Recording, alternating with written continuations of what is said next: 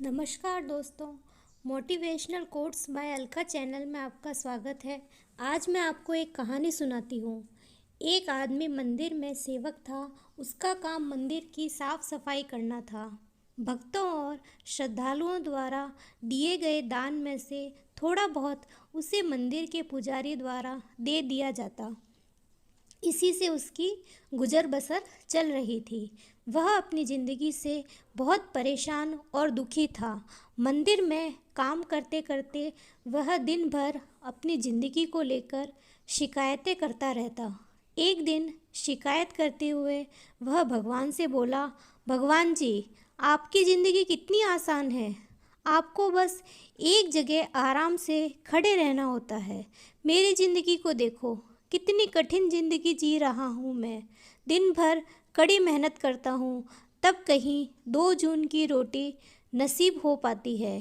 काश मेरी ज़िंदगी भी आपकी तरह होती। उसकी बात सुनकर भगवान बोले, तुम जैसा सोच रहे हो वैसा नहीं है। मेरी जगह रहना बिल्कुल आसान नहीं है। मुझे बहुत सारी चीज़ें देखनी पड़ती है, बहुत सी व्यवस्थाएं करनी पड़ती है। ये हर किसी के बस की बात नहीं है। भगवान जी, कैसी बात कर रहे हैं आप? आपका काम आसान ही तो है। आपकी तरह तो मैं दिन भर खड़े रह सकता हूँ, इसमें कौन सी बड़ी बात है? मंदिर का सेवक बोला। नहीं, तुम नहीं कर पाओगे। इस काम में बहुत धैर्य की आवश्यकता पड़ती है। भगवान बोले, मैं ज़रूर कर पाऊँगा। आप मुझे एक दिन अपनी ज़िंदगी जीने दीजिए। आप जैसा बताएंगे मैं वैसा ही करूँगा। मंदिर का सेवक जिद करने लगा। उसकी जिद के आगे भगवान मान गए और बोले, ठीक है, आज पूरा दिन तुम मेरी ज़िंदगी जियो। मैं तुम्हारी ज़िंदगी जीता हूँ, लेकिन मेरी ज़िंदगी जीने के लिए तुम्हें कुछ शर्तें माननी होगी।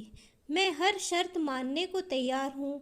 भगवान जी, सेवक बोला, ठीक है, तो ध्यान से सुनो। मंदिर में दिन भर बहुत से लोग आएंगे और तुमसे बहुत कुछ कहेंगे।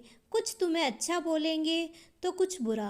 तुम्हें हर किसी की बात चुपचाप एक जगह मूर्ति की तरह खड़े रहकर धैर्य के साथ सुननी है और उन पर कोई प्रतिक्रिया नहीं देनी है। सेवक मान गया। भगवान और उसने अपनी ज़िंदगी एक दिन के लिए आपस में बदल ली। सेवक भगवान की जगह मूर्ति बनकर खड़ा हो गया। भगवान मंदिर की साफ सफाई का काम निपटाकर वहाँ से चले गए। कुछ समय बीतने के बाद मंदिर में एक धनी व्यापारी आया। भगवान से प्रार्थना करते हुए वह बोला, भगवान जी, मैं एक नई फैक्ट्री डाल रहा हूँ। मुझे आशीर्वाद दीजिए।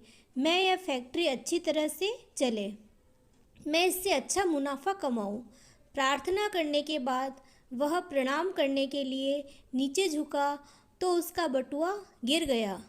जब वह वहाँ से जाने लगा तो भगवान की जगह खड़े मंदिर के सेवक का मन हुआ कि उसे बता दे कि उसका बटुआ गिर गया है, लेकिन शर्त के अनुसार उसे चुप रहना था। इसलिए वह कुछ नहीं बोला और खामोश खड़ा रहा। इसके तुरंत बाद एक गरीब आदमी वहाँ आया और वो भगवान से बोला, भगवान जी, बहुत गरीबी में जीवन काट रहा हूँ। परिवार का पेट पालना है, माँ की दवाई की व्यवस्था करनी है। समझ नहीं पा रहा हूँ इतना सब कैसे करूँ। आज देखो, मेरे पास बस 1 रुपया है। इससे मैं क्या कर पाऊँगा? आप ही कुछ चमत्कार करो और मेरे लिए धन की व्यवस्था कर दो। प्रार्थना करने के बाद वह जैसे ही जाने को हुआ, उसे नीचे गिरा व्यापारी का बटुआ दिखाई दिया। उसने बटुआ उठा लिया और भगवान को धन्यवाद देते हुए बोला, भगवान जी, आप धन्य हैं। आपने मेरी प्रार्थना इतनी जल्दी सुन ली। इन पैसों से मेरा परिवार कुछ दिन भोजन कर सकता है। माँ की दवाई की भी व्यवस्था हो जाएगी। भगवान को धन्यवाद देकर वह वहाँ से जाने लगा। तब भगवान बने मंदिर के सेवक का मन हुआ कि उसे बता दे कि वह बटुआ तो व्यापारी का है, उसे मैंने नहीं दिया है। वह जो कर रहा है वह चोरी है। लेकिन वह चुप रहने के लिए विवश था, इसलिए मन मारकर चुपचाप खड़ा रहा। मंदिर में आने वाले तीसरा व्यक्ति एक नाविक था। वह 15 दिन के लिए समुद्री यात्रा पर जा रहा था। भगवान से उसने प्रार्थना की कि उसकी यात्रा सुरक्षित रहे और वह सकुशल वापस आ सके। वह प्रार्थना कर ही रहा था कि धनी व्यापारी वहां आ गया। वह अपने साथ पुलिस को भी लेकर आया था।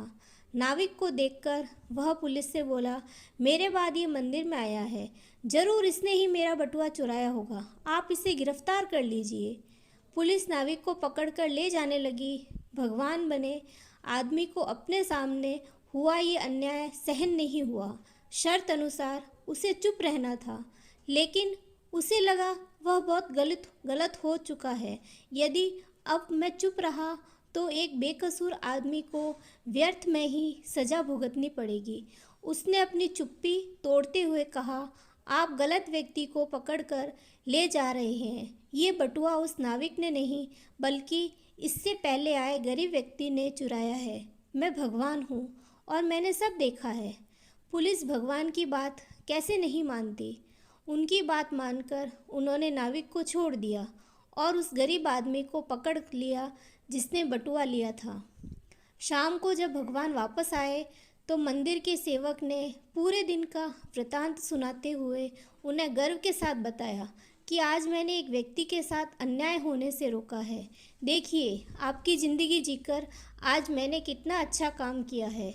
उसकी बात सुनकर भगवान बोले, ये तुमने क्या किया? मैंने तुमसे कहा था कि चुपचाप मूर्ति बनकर खड़े रहना, लेकिन वैसा न कर तुमने मेरी पूरी योजना पर पानी फेर दिया। उस धनी व्यापारी ने बुरे कर्म करके इतना धन कमाया है, यदि इसमें से कुछ पैसे गरीब आदमी को मिल जाते तो उसका भला हो जाता और व्यापारी के पाप भी कुछ कम हो जाते। जिस नाविक को तुमने समुद्री यात्रा पर भेज दिया है, अब वह जीवित वापस नहीं आ पाएगा। समुद्र में बहुत बड़ा तूफान आने वाला है। यदि वह कुछ दिन जेल में रहता तो कम से कम बच जाता।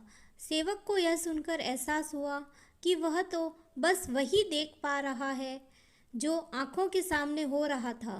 उन सब के पीछे भगवान की वास्तविकता को वह नहीं देख पा रहा था। जबकि भगवान जीवन के हर पहलू पर विचार करके अपनी योजना बनाते हैं और लोगों के जीवन को चलाते हैं। मित्रों, हम सब भी भगवान की योजनाओं को समझ नहीं पाते। जब हमारे साथ कुछ गलत हो रहा होता है या हमारे हिसाब से कुछ नहीं हो रहा होता है, तो अपना धैर्य खोकर हम भगवान को दोष देने लगते हैं।